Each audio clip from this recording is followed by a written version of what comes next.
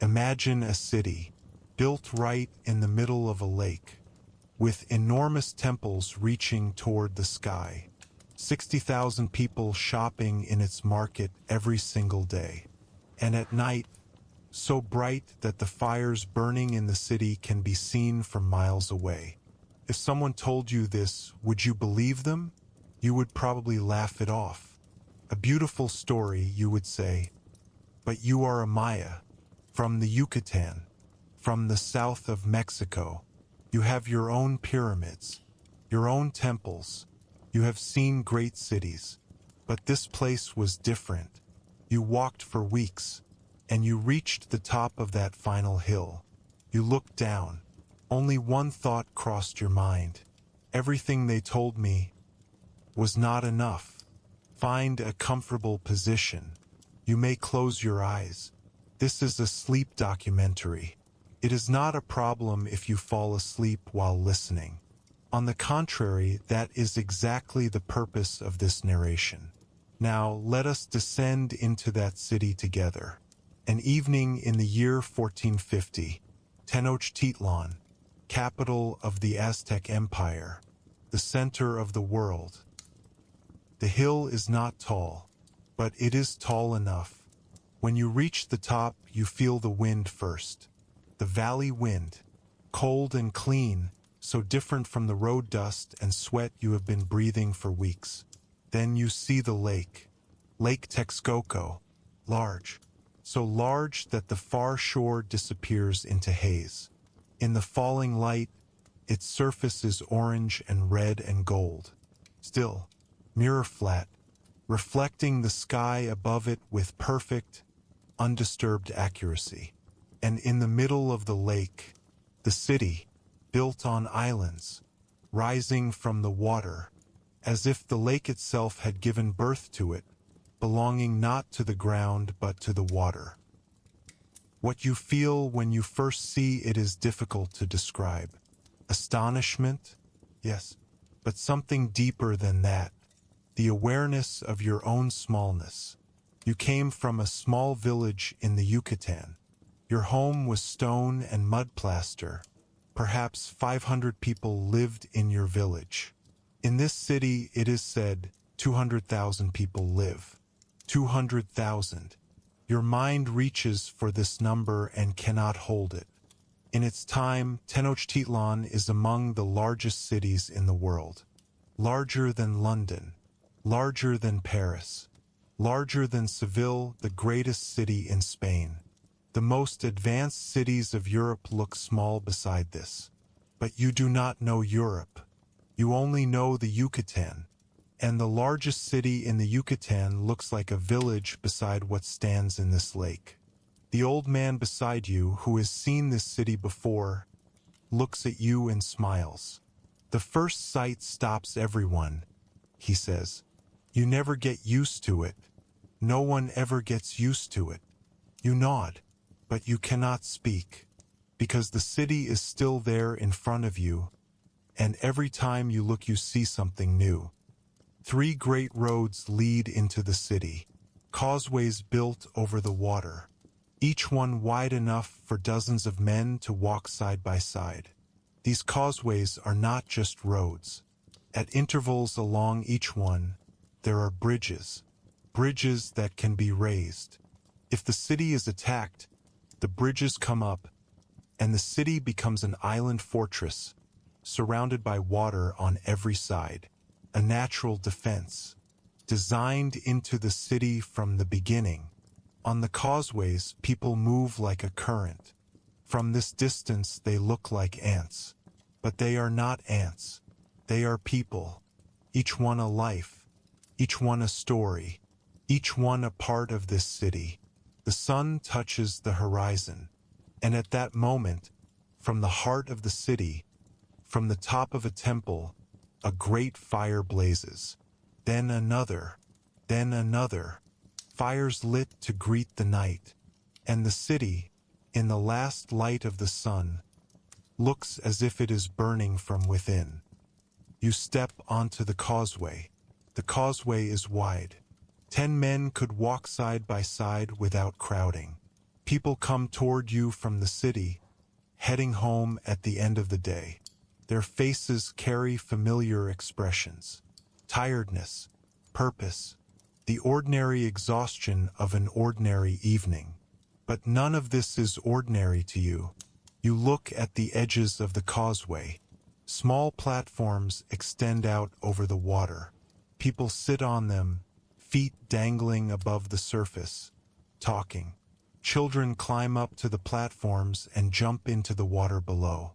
Their mothers shout. The children climb back up laughing. This scene is familiar. In the Yucatan, children did the same thing. In the sea, on rocks, children are the same everywhere. A small smile comes to your face, the first one today. When you enter the city proper, everything changes. The causeway ends. Streets begin. But these are not streets as you know them. Every few steps, a canal crosses your path. Narrow canals, wide canals, canals threading through the city like an enormous net of water. And on the canals, boats, every size, every direction, boats carrying goods, boats carrying people, boats collecting refuse, boats carrying fresh water. That last detail surprises you. There is no freshwater source at the center of this city. The lake water is brackish and unclean. So the Aztecs solved this problem long before you arrived. From the freshwater springs at Chapultepec Hill, they built an aqueduct. 2 channels running side by side. While one carries water into the city, the other is cleaned. Then they switch. A continuous supply of clean water delivered to every corner of this enormous city. And boats carry it further still along the canals to every neighborhood, every household. Water management in this city is not engineering. It is art. You stand at the edge of a canal. A boatman passes. His vessel is heavily loaded, filled with large baskets. Vegetables, colorful, fresh, abundant. Tomatoes, peppers, squash, avocado. The smell reaches you. Fresh vegetables and water mixed together. Your stomach speaks. You have been on the road for weeks. Your food has been simple. This smell reminds you of home and at the same time promises something far beyond home. You know where these vegetables come from. Chinampas, floating gardens. In the shallow parts of the lake, the Aztecs constructed small islands from layers of mud and woven reeds. Over time, these islands captured soil, took root, became fertile agricultural land. Thousands of chinampas surround the city. They produce harvests 3 or 4 times a year. These floating gardens feed a city of 200,000 people. Not engineering. Miracle. Ahead, the market. Closing soon, but still open. You will go tomorrow morning. Not tonight. Tonight, first, you need somewhere to sleep. The old man gestures to you. Come, he says. I know someone here. We can stay tonight. Before you go, you pass the edge of the market. Just to look. And you stop. Tlatelolco Market. The first Spaniards who saw this market wrote about it years later and still could not hide their amazement. Conquistador Bernal Diaz del Castillo wrote, I had never seen such a great and well-ordered market in my life. Not in Constantinople. Not in Italy. Not anywhere. A man who had seen the greatest cities of Europe stood in this market and could not find words. Now you stand here, and you understand why. Closing time is approaching, but thousands of people are still here. The market is vast. A wide central plaza, surrounded by rows of stalls. Each stall sells the same type of goods. Vegetable sellers in one section, cloth sellers in another, goldsmiths in their own area. This organization surprises you. The markets of the Yucatan were chaotic. Anyone sold anywhere. But here there is a system. There is even a market court. 3 judges walk the market constantly, resolving disputes, correcting unfair prices, punishing those who cheat. The market is not just a place to buy and sell. It is an information center. News spreads here. Merchants arriving from distant cities sell their goods and sell their news alongside them. At the first stall, cacao.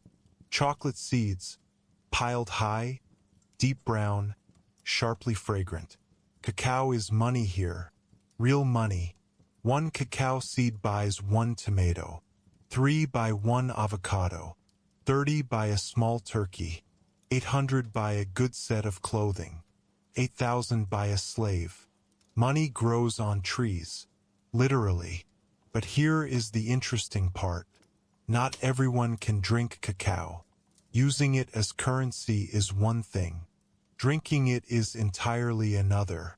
The drink made from cacao, zacatl, what we now call chocolate, belongs only to warriors and nobles. Served cold, sometimes bitter, sometimes spiced with chili, sometimes flavored with vanilla. It gives energy, keeps you alert. It adds strength. Ordinary people cannot taste it. At the next stall, feathers.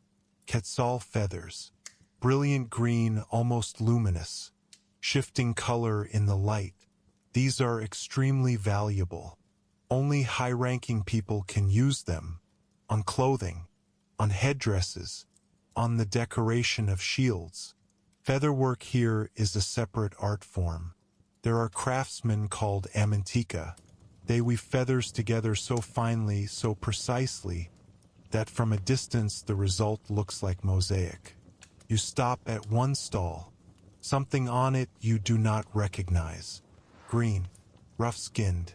The man behind the stall sees you. Avocado, he says. Have you tried one? You shake your head. No. He takes one, cuts it in half with a small knife.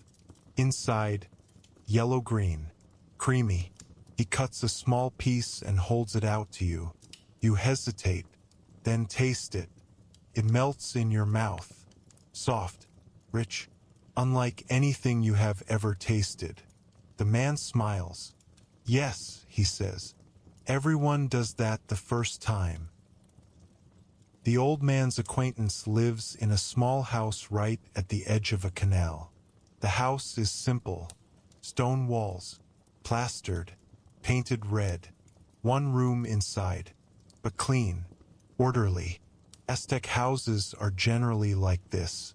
Not large, not ornate, but clean, because the Aztecs take cleanliness very seriously. Every morning and every evening, they bathe. They even have bathhouses, called temazcal, stone rooms filled with steam, something like a sauna today. This surprised you greatly when you heard about it on the journey. In the Yucatan, water was precious. Bathing every day was considered a luxury. But here cleanliness is not a habit.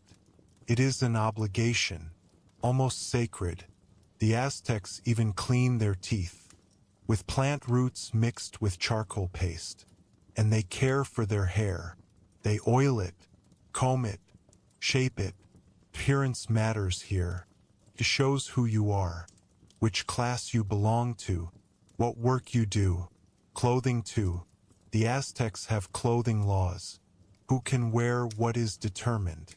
Ordinary people wear cotton garments. But even cotton is restricted. Cannot be too ornate, too colorful. Nobles wear whatever they choose. Headdresses of quetzal feathers. Garments embroidered with turquoise. Gold ornaments. Even shoes are a status marker. Ordinary people go barefoot or wear simple sandals. Nobles wear decorated sandals. You are barefoot. But this does not embarrass you here. Hundreds of people are barefoot. The host shows you your place. A mat in the corner. A thin cotton blanket on top. Nothing more. But for tonight it is enough. You go back outside. The house sits right at the canal's edge. You sit in the doorway. Let your feet hang over the water. Not cold. Warm. It has held the heat of the day. The city shifts into its night mode. The canals are still active, but differently. The rush and noise of the day is gone. Slower boats pass now. Quieter. Tired faces inside. People going home. In one boat, an old man and a small child. A grandchild, perhaps. The child has leaned against the man's arm, half asleep. The man rose carefully. Slow. Gentle. Not to wake him. This scene stops you. Because it is familiar. Because it is universal. Because even though you are a stranger who walked here from thousands of miles away, you understand this moment. You recognize this love. From the houses on the opposite bank, light seeps out. Torch light, yellow and flickering, reflecting on the water. Yellow patches dancing on the canal surface. The Aztecs burned torches at night. But not only torches. There is a resin called copal, collected from trees. When thrown into fire, it releases a beautiful fragrance. That fragrance is in the air now. Sweet, woody, slightly exotic. The Aztecs consider this scent sacred. They burn it while praying. They offer it to the gods. The smoke rises upward, reaching the gods. But tonight, seeping from the windows of ordinary houses, this fragrance feels less sacred and more like a part of daily life. Far away, at the center of the city, on the tops of the temples, fires burn. Templo Mayor, the great temple, the heart of Tenochtitlan. These fires never go out. Day and night they burn. Priests keep watch. The flames stay alive. These fires are not just for light. They are for the gods, for the sun, for the continuation of the world. According to the Aztecs, the sun fights its way to rise every morning, against the darkness, every night, every morning, and to win this battle it needs strength. That strength comes from these fires, from these prayers, from these rituals. You had heard this before. In the Yucatan, the sun was important too. The Maya calendar was built around the sun. But the belief here feels more intense, more urgent, more personal, as if everyone in this city believes they are contributing every morning to the sun's victory. And this belief binds them to each other. Another boat passes on the canal. An old woman inside, rowing alone, slow but steady. She sees you, nods slightly. You nod back. The boat moves away. The sound fades and disappears into the darkness. You watch the city, and you think, how do people live here? Things you heard on the journey come back to you. Children go to school, both boys and girls. This surprised you more than almost anything. There are schools called Kalmakak, for noble children and priest candidates, starting early in the morning. Reading, writing, mathematics, astronomy, history, music, dance, all of it taught. There are other schools called Telpakali, for the children of ordinary people. Reading and writing taught here too. And warfare. Every male child learns to be a warrior. This is mandatory. No exceptions. In the Yucatan, learning came from elders, father to son, mother to daughter. But here there is a separate place for it. There are teachers. There is a system. Then you think about health. The Aztecs have doctors, healers called taisai. They treat with plants. They know the medicinal properties of hundreds of plants. From cactus they make antiseptic. From various plants, fever reducers. From certain fungi, pain relievers. Some of these formulas are so effective that modern researchers still study them. And they even perform surgery, with blades made from obsidian stone, so sharp they can be compared to today's surgical instruments. Then you think about the calendar.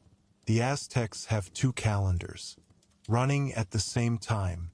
The first is the solar calendar, Xiapawali, 365 days, 18 months, 20 days each, 5 empty days at the end of the year. These days are considered unlucky. People stay home as much as possible. Nothing is done, just waiting. The second is the ritual calendar, Tanalpwali, 260 days. Every day has a name, a number, a god. The day you were born shapes your life. Born on a good day, you are lucky. You will be brave, successful, long-lived. Born on a bad day, but priests can sometimes change this. They can move a birth to a better day. For a fee, of course. The two calendars align every 52 years. And on that day, a great ceremony is held. The new fire ceremony. Every fire in the city is extinguished. Every hearth, every torch, every temple fire. The city plunges into complete darkness. People wait in their homes, afraid, because who knows, perhaps this time the sun will not rise. Perhaps the world has ended. Perhaps this darkness will last forever. And on a hilltop, priests light a new fire, from a single spark. When the flame catches, cries rise into the air, shouts of joy. The city breathes again. The world continues. And that fire, carried at a run, reaches every home, every temple, every hearth. The world begins again, for the next 52 years. You think about sport. The Aztecs have a ball game, Tlactli, a heavy ball made from rubber. No hands allowed, only the hip, the knee, the elbow. The goal is to pass the ball through a stone ring on the wall. A small ring, high up, nearly impossible. But that is not the most interesting part. The losing team is sacrificed, or the winning team, which one exactly is still debated. But this, this game is not just sport. This game is ritual. This game is something offered to the gods. In the Yucatan, you saw this game too. The Maya had a similar one. But here it is much larger, much more serious, much more sacred. You think about the dead. The Aztecs do not forget their dead. On the contrary, every year they call them back. On certain days of the year, the spirits of those you have lost return home, to their families. On those days, homes are prepared, food is placed out, flowers are arranged, candles are lit. The dead arrive, invisible but there. They eat, they drink, they feel the warmth of family around them. Then they leave, until the following year. This tradition will continue for thousands of years. People on the other side of the world will celebrate it too. They will call it Dia de los Muertos, the Day of the Dead. But it begins here, in this city, in this belief. You think about writing. The Aztecs have their own writing system, pictograms. Each symbol represents something, an object, a sound, an idea, similar to Egyptian hieroglyphics in some ways, but different, more colorful, more alive. There are books called amoxtli, long strips of paper, folded, covered in colorful symbols. These books contain everything: history, the calendar, rituals, prophecies, tax records, everything written down, everything recorded. When the Spanish arrived, they burned most of these books. Thousands of years of knowledge gone in a matter of days. Today only four remain. For books, the entire written legacy of a civilization. But that has not happened yet. The Spanish have not come yet. Right now everything is here. Alive. Complete. Whole. You think about names. In Aztec culture, giving a child their name is a special ceremony. For days after birth, priest arrives. He consults the sacred calendar. Which god rules this day? Is this day fortunate or cursed? And the name is given according to that day. A child born on a good day receives a powerful name. Brave, warrior, like the sun. For a child born on an unlucky day, the priest chooses a different day, a better day. The name is given according to that day instead. As if the child had been born on that day. Fate can be changed. If you find the right person and pay the right price. As you think about all of this, you find yourself smiling without realizing it. Because these people are not so different from you. Different language, different gods, different rules, but the same fears, the same hopes, the same questions. Will our children live a good life? Will the sun rise tomorrow? What happens when we die? Every civilization asks these questions. Every civilization finds its own answers. The sounds of the day are gone. The market noise, the clatter of boats on the canals, children shouting, vendors calling out. In their place, the sounds of the night. From a distance, a drum, slow, steady, deep, coming from the temple. This drum is the huetl, a great cylinder drum, carved from a single tree trunk, covered with animal skin. The sound travels for miles. Every night it is like this. From sunset to sunrise, the rhythm never breaks, because this rhythm is the sun's journey. Through the night, the sun passes through the underworld, and this drum accompanies it. It does not leave it alone. The drum is time itself here. Beside it, other sounds. The tepanaztli, a small drum held horizontally, produces different tones. Melodic, almost like a melody, and a whistling sound. Clay whistles called pillai, imitating animal sounds. Strange, unusual, sometimes unsettling. These sounds seem strange to you in the darkness, but they will continue through the night. Part of the temple rituals. The Aztecs pray more at night, because the night is dangerous. Evil spirits roam in the darkness. To keep them away, incense is burned, prayers are said, drums are played. The sound of water, the gentle flow of the canal, small waves against the stone edge, again and again, quiet and steady. This sound is the most calming. This sound does not change. This water flows during the day and at night, when thousands of people fill the market, and now when the streets are empty. A city where water always flows, always flowing. Far away a dog barks, short, sharp, then silence. The Aztecs have dogs, hairless dogs called Xoloitzcuintli, kept as pets, but sometimes used as food. This seems strange to you, but this is a different world, different rules, different customs. A child's voice, from a window across the canal, a mother calming them. The sound stops.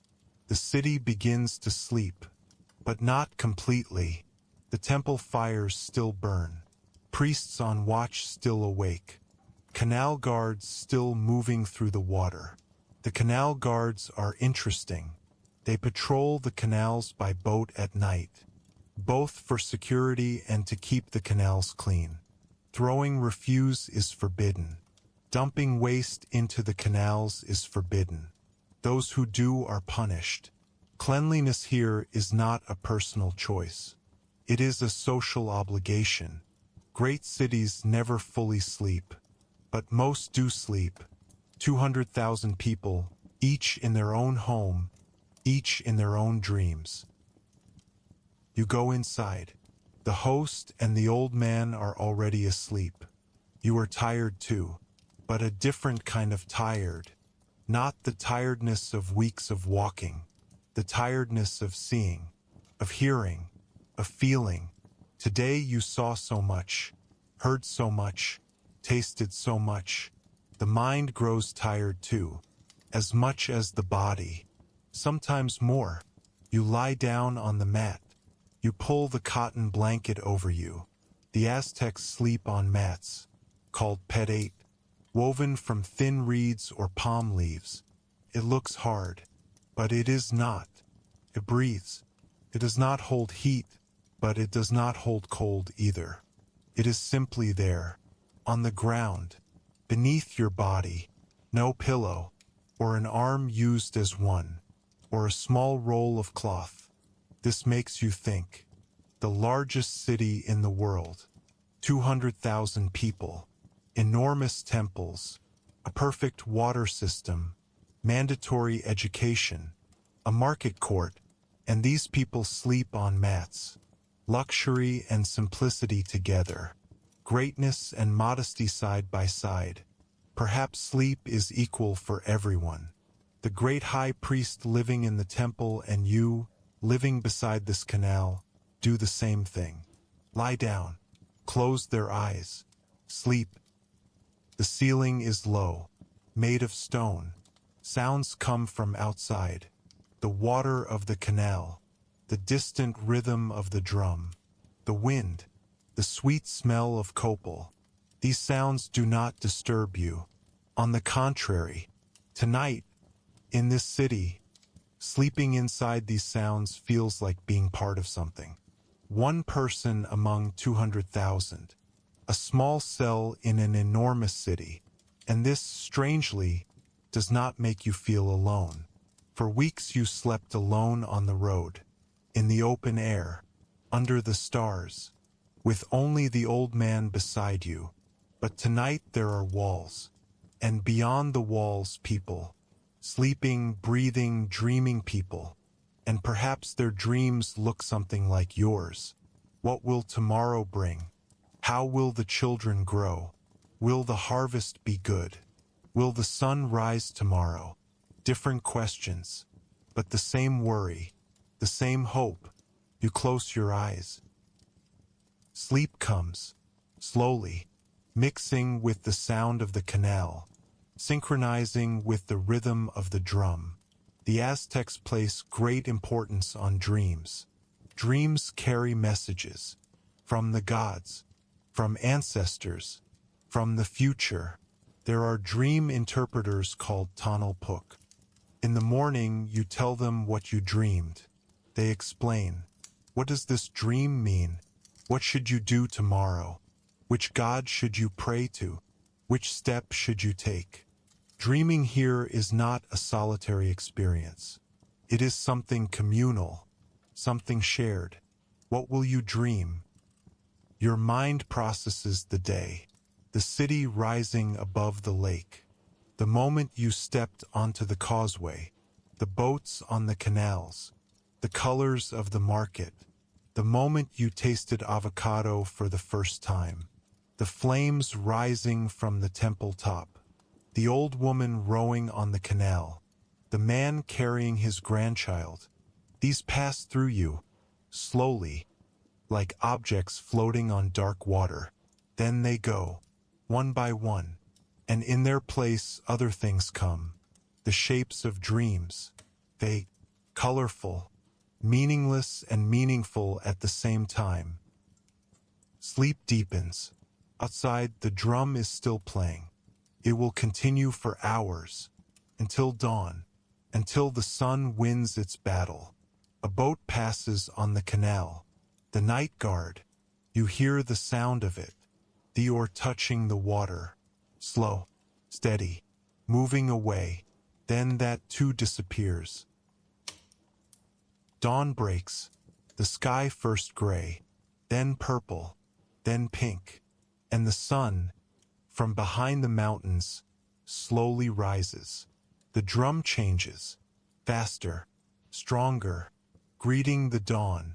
The Aztecs were right. Every morning the battle is won. The city wakes. First sounds arrive. A boat on the canal. Someone coughing. A child in the distance. The market opens. The first merchants take their places. The first boats carry vegetables. The first smoke rises from hearths. The first prayers are spoken. You open your eyes.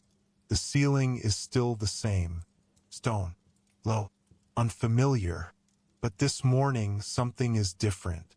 This ceiling is no longer strange to you. This sound is no longer strange to you.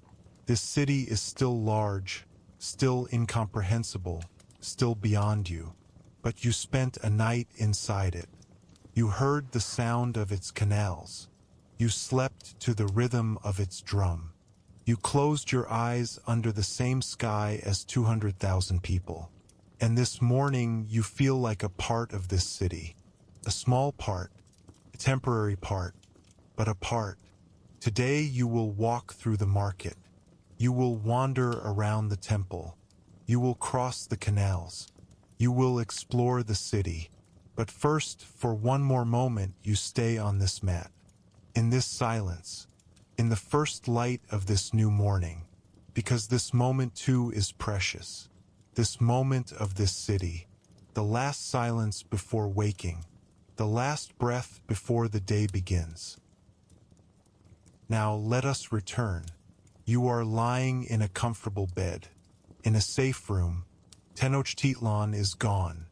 In 1519 the Spanish arrived. Cortés and his soldiers. When they first saw it, they could not believe it. They whispered among themselves, "Is this real? Are we dreaming?" Then came the war. It lasted 2 years. In 1521, the city fell. The canals were closed. The temples were torn down.